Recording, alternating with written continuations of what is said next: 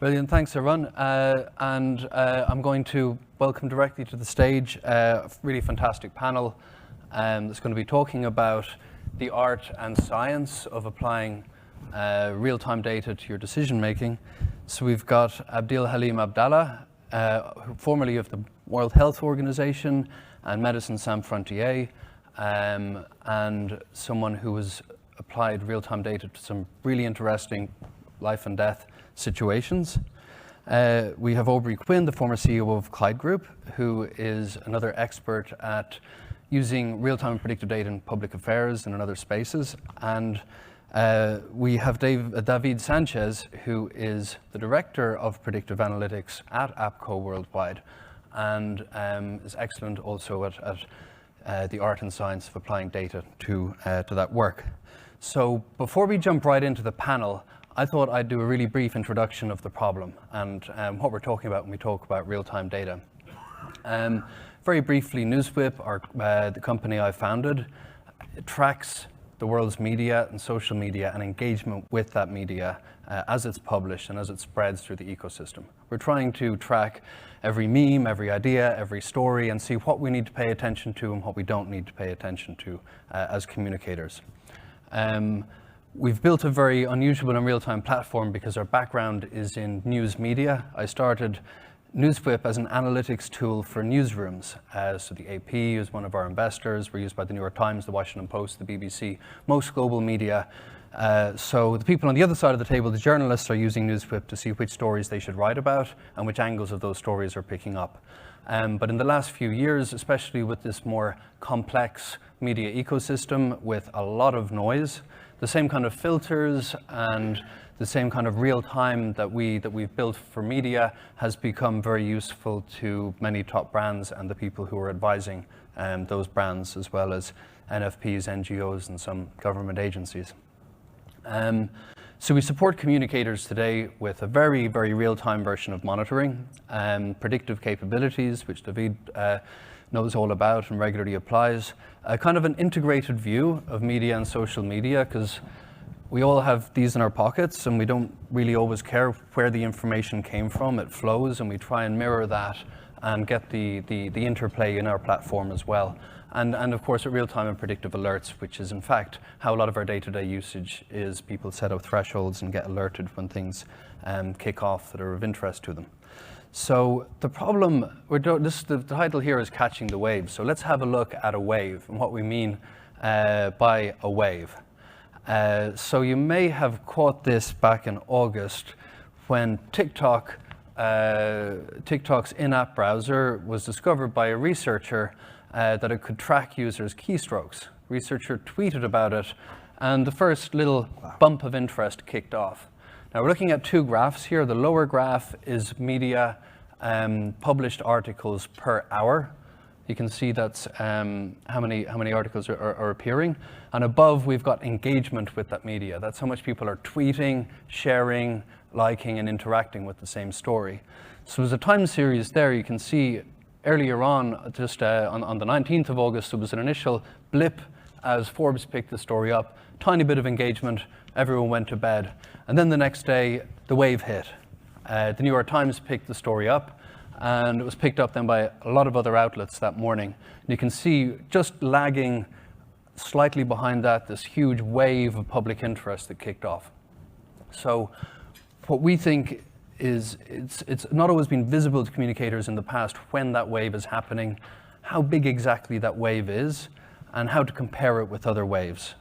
And what we want to do is to look at how do you react when you can see, how do you put that information to use when you can see just how big the wave is and what the engagement looks like in the following days as well. You can see that while media interest tailed off pretty quickly, there was some day two stories. There was a couple more ripples of days where the public was sharing and talking about that story before it receded. And after that, if you were representing getting TikTok's voice or point of view, the public has kind of moved on and the media has kind of moved on. So, the wave has kind of got out from under you, if you will. We've got an awesome panel, and I don't want to waste time with the other examples because I think we're going to get a lot more color by sitting down and having a conversation about this instead. So I might open with David, whose title is Director of Predictive Analytics, and I'm going to ask each of our panelists to introduce themselves and how they've been using real-time and what role it's played in their work. Thank you so much, Paul, for the introduction. I'm going to keep it very short. I'm a trained data scientist, and I have spent almost 18 years working at a public affairs firm. So that can tell you a lot about the mindset that I bring to predictive analytics. So at APCO, we keep it very simple. We understand that like you mentioned, Paul, that the media landscape is very complex. Retainers, media, or crisis management are finite resources. It is impossible to throw all of it every time there is a crisis. So systems like NewsWhip allows us to be very nimble and precise, especially having a great crisis team led by an amazing group of people. They have entrusted me to help them interpret the signals of the wave. Every time that a client calls our CEO or Lizzie DoCanto, hey, we have a crisis, could you please help us? NewsWhip helps us to bring certainty. And I really love the predictive power of your algorithm that relies on 7 years of historical data to give you an approximate accuracy of 80%, which is better than flipping a coin, right? And it's much better than a hunch feeling that some news is going to pick off or go viral. Yeah, it's very edifying to hear a data scientist approving of the algorithms as well. So Halim, you've worked in organizations at the front line of pandemics, war zones as well. Can you share how real-time data has played a role in that? Absolutely. I think predictive analytics are like the Richter scale. Whenever there's an earthquake, you don't want to kind of come back and report back on it like after the effect. So it's really important to make sure that you're kind of getting ahead of it, as you've perfectly described it, as a wave. One of the essential things that we wanted to do, especially while working on COVID-19, is that we wanted to kind of manage or understand the rumors or the information gaps as early as possible. And then we kind of triage that and try as much as possible to understand the impact that this could have. If it's people drinking bleach, that's something. Or if it's people, and we had dozens of people actually, because of a few news reports for a certain politician saying it, on the other side of the planet, and people kind of being hospitalized because of it. And when I worked with WHO, I was working in the African region, and there was a lot of cases where you've seen those spillover of misinformation and disinformation coming from different parts of the world. In Francophone Africa, we've seen stuff coming from France. In Anglophone Africa, we've seen stuff coming from the United States and the UK, 5G rumors, all of that. So our job was mostly to try and get ahead of it. And we've set up an entire workflow system and making sure that we are able to get ahead of the rumor enables us to kind of mitigate that. So it's really essential in kind of understanding this. And in other contexts, in humanitarian contexts, you can see options where, situations where a small rumor could lead to somebody dying because it kind of impacts them for defamation, for any sort of accusation. So it's really important to stay ahead of it, absolutely. Mm-hmm. And Aubrey, in your work, you made sure real-time was a core capability at Clyde Group. Can you tell us about why and what that looked like day by day? Yeah, and my career is a little different from the fellow panelists, is because for the past 20 years, I've done a number of different things. So I've been in-house, I've been nonprofit, most recently agency. I won't scoop my new employer, but it's a very cool tech entertainment organization.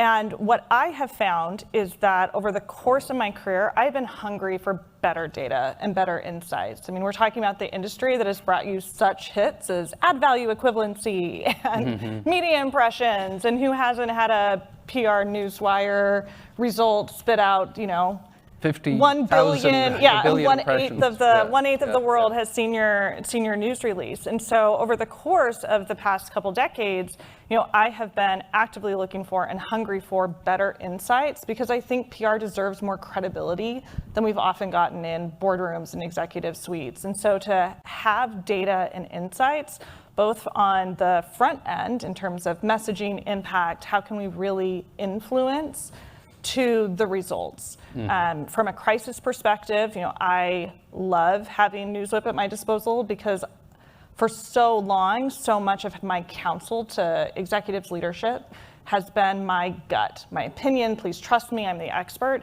And now I can show them when a story is really taking off, when it's lying flat, and I can show them data that helps influence how we respond, when we respond, if we respond at all, in a way that a couple of years ago I couldn't.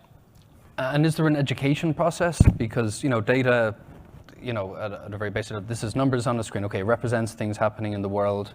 But when you're talking to someone, who feels their reputation is on the line, or, is there a steep education curve, or do people, your clients, have they been responding well? The previous panel, I think, very correctly touched on the fact that ego's at play. And ego's at play with executives, leadership, whoever it may be, certainly from a positive standpoint. Like, I want to be on the cover of Fortune. In early career, it was get me with Oprah, right? That was the big win. And now I think ego does come into play. So if I'm the CEO of an organization and my company is being dragged through the mud, or heaven forbid, a senator or a politician has tweeted about us specifically, right? Like, there is such a knee-jerk human reaction to fight or flight, right? And so in so many cases, I think the reaction is we have to respond, we have to defend ourselves. Data helps talk them off dangerous ledges and away from dangerous ledges in a way that we didn't necessarily have access to before. And I think a lot of bad decisions are made in moments of crisis without a good crisis plan, certainly influenced by ego, where if you have more data, we're operating in a post-Moneyball environment, right? I think every industry and organization is excited about their access to data, especially the senior leaders I've interacted with. They are much more easily influenced by data and metrics than just, here's the comms expert. It brings a level of credibility that I don't think we had before. That's brilliant. And, you've operationalized this, you and your team at APCO, David. Can you tell us a bit about how you've done that? Because you referred to avoiding spooling up, so that's clearly decisions are being made pretty quickly.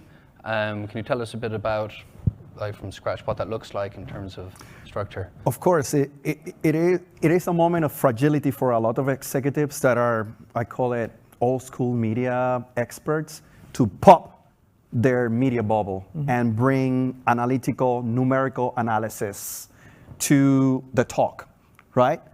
When I can tell them that your press release generated 0 engagement is hurtful. But having the numerical precision brings absolute certainty to the performance of any news article or any situation, any event in the wave. Sticking to the metaphor, correct? So when we have any crises, we can bring peace to the fire. You can sleep well overnight because the news is not activating the public interest. The media is not writing about your issue. So that brings peace of mind.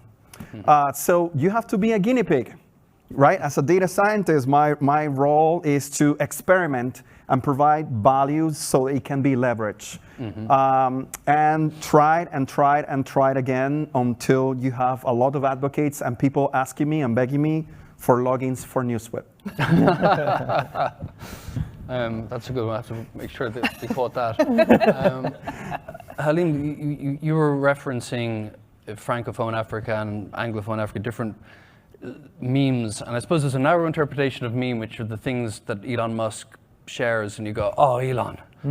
And then there's a wider interpretation, which is kind of a narrative or a story or some unit that's getting around, an idea that's getting around, like drink bleach or 5G, causes COVID or something.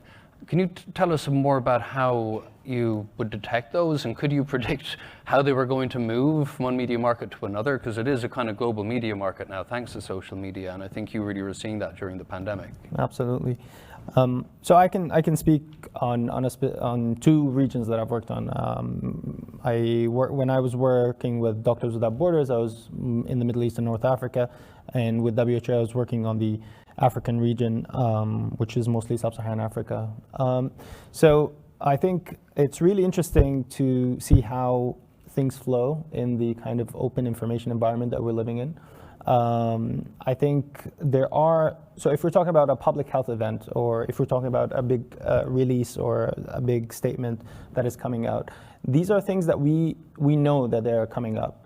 So we kind of pre-bunk those issues, and we can, through the analytics, we would be able to see if this is effective or not.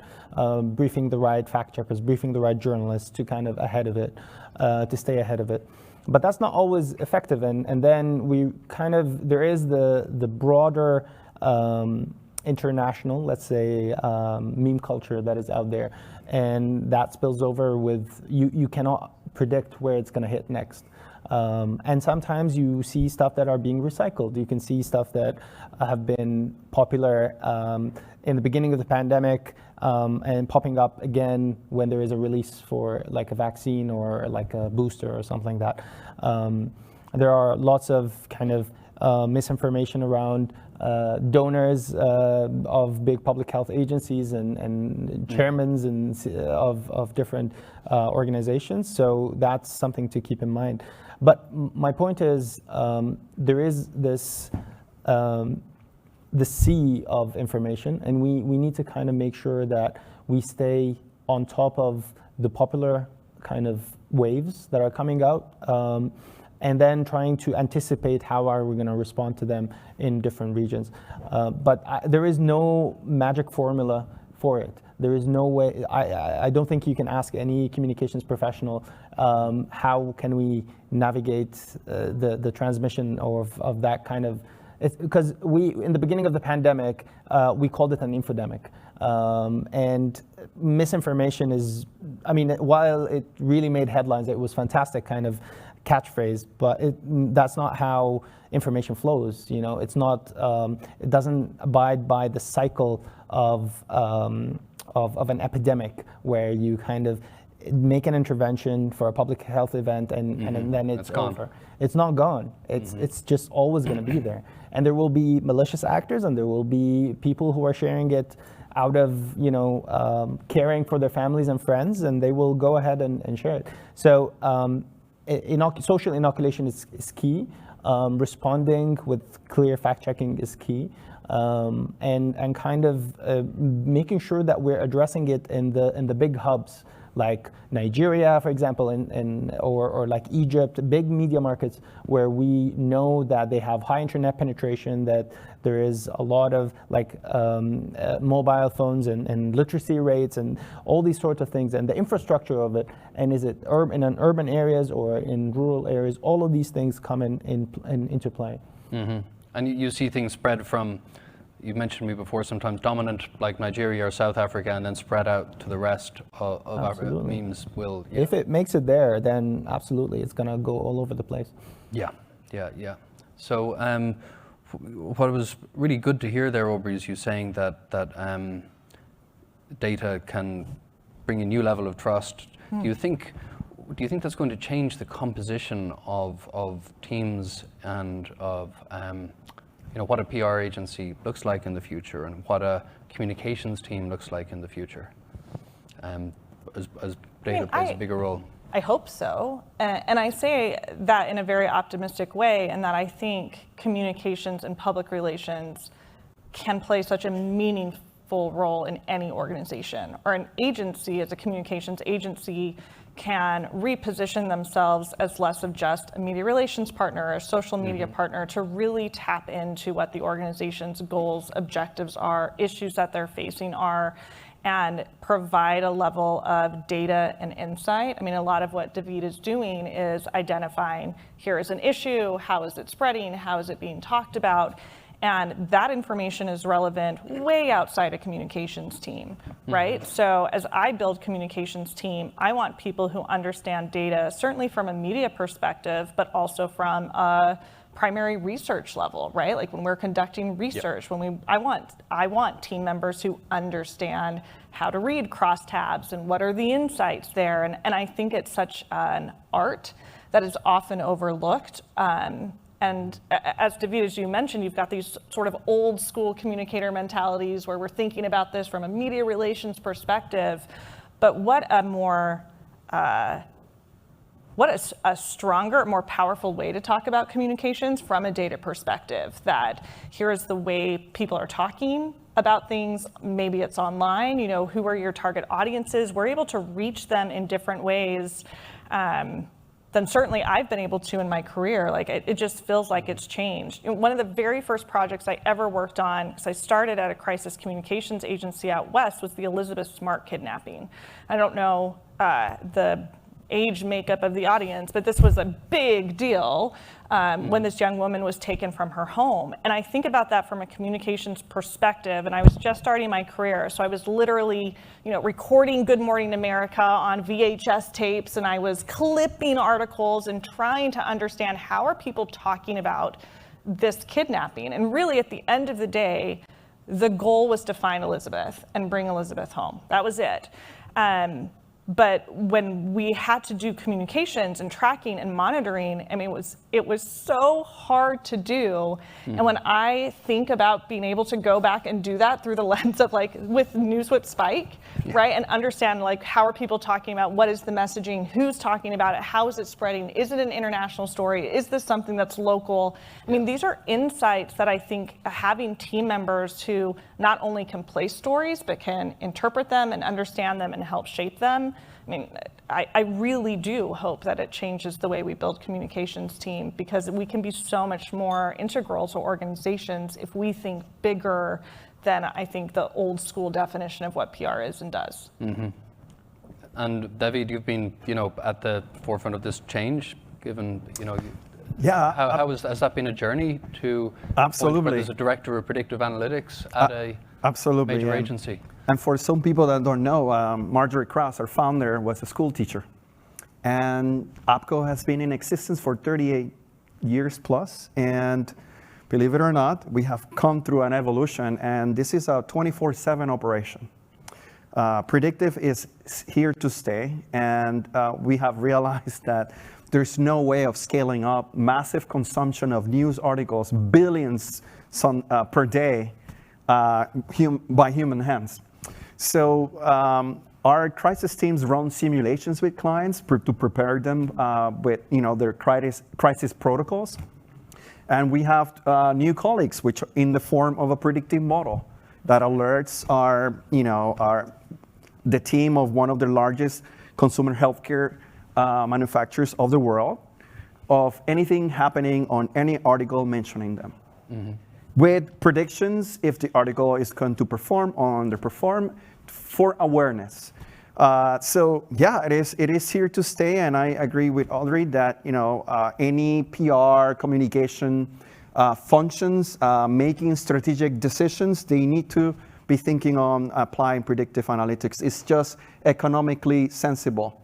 No humans can process that much information. We really tried in the 90s, though.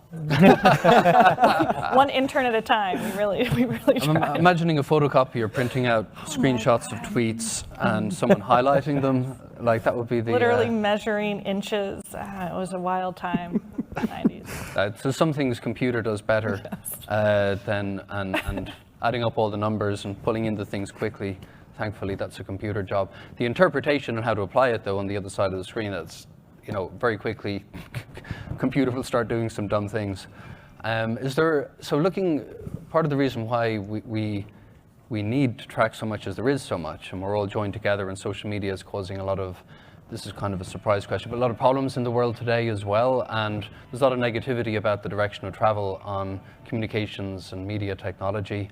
Is there any causes for optimism that you could point to or that you think about in what's happening in media and social media?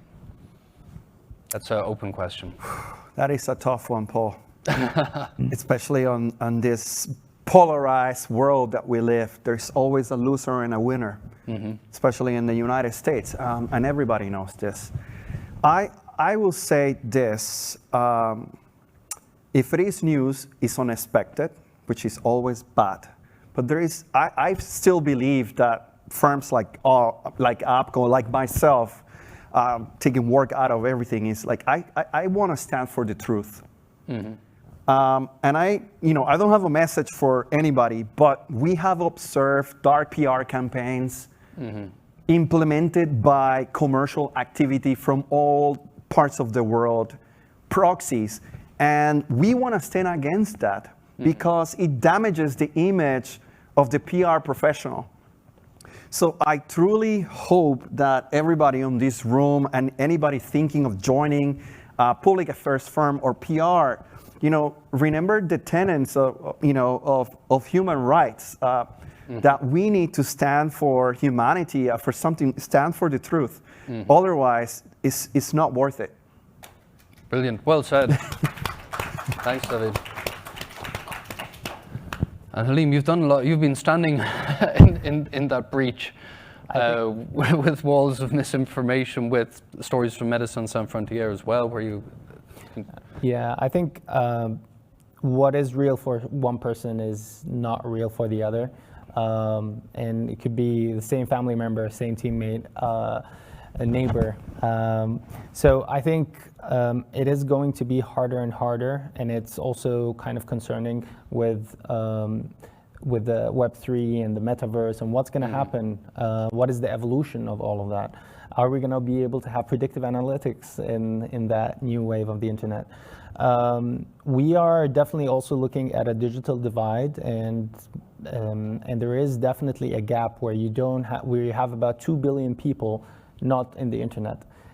So the media ecosystem and the connection between online and offline is definitely something that we as communications professionals, especially if we're looking at global communications, need to keep an eye on. So in brief, I think we definitely need, and I want to reiterate David's point about for new and people who are in this industry, like we need to be conscious about the information pollution that we put out there. We need to definitely make sure that our communications is ethical, and we are not dumping something that could be manipulated in one way or another. Well said, Halim.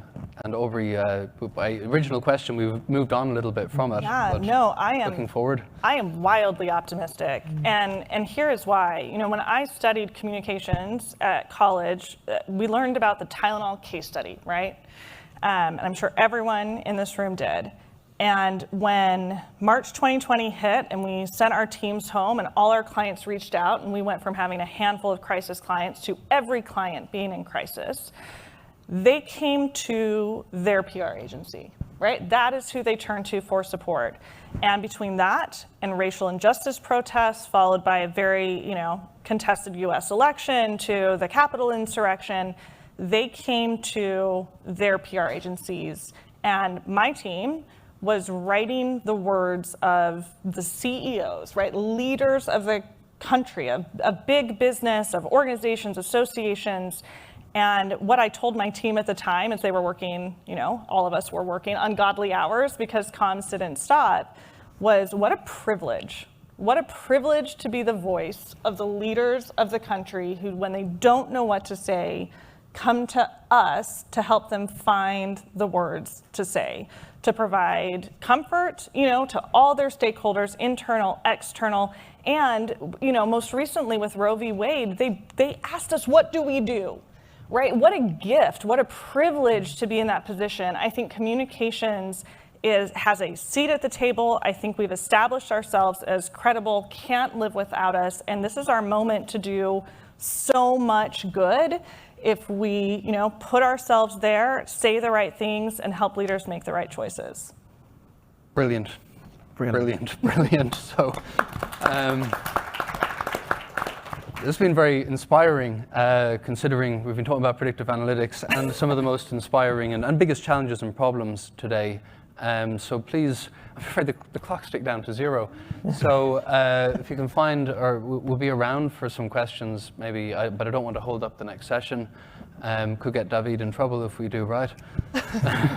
And so please join me in thanking our panelists for what's been a really great discussion. Thanks, Robert.